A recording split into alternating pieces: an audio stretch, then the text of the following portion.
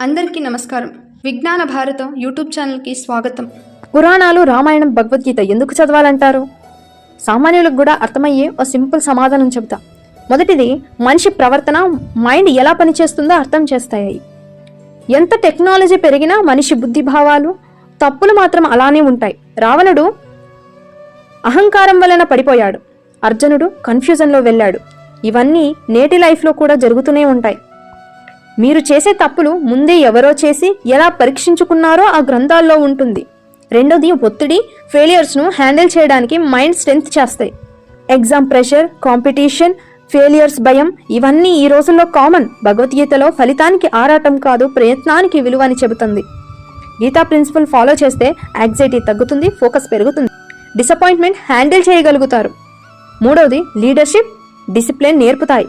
రాముడు ఎందుకు ideal king, కర్ణుడు ఎందుకు గ్రేట్ ఫ్రెండ్, కృష్ణుడు ఎందుకు గ్రేట్ సజెస్టర్. ఈ కథలు జీవితం ఎలా నెగిటివిటీ లేకుండా నడవాలి, పీపుల్ మేనేజ్మెంట్ ఎలా ఉండాలి అని ప్రాక్టికల్ లెసన్స్ ఇస్తాయి.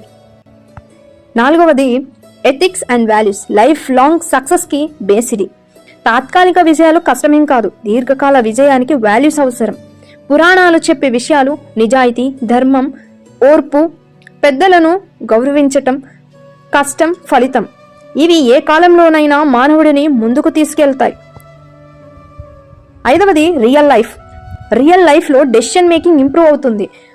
అర్జునుడు కన్ఫ్యూజన్ అయి ఉన్నప్పుడు కృష్ణుడు ఇచ్చిన ప్రతి ఆన్సర్ కూడా డెసిషన్ మేకింగ్ మీదే.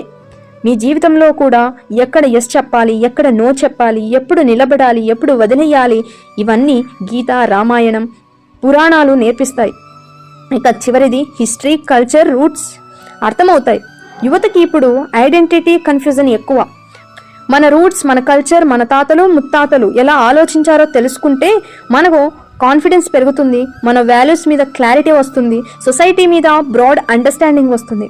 సింపుల్గా ఒక లైన్లో చెప్పాలంటే ఈ పుస్తకాలు మనకు practical life skill, mental strength, right values and clear thinking ఇస్తాయి.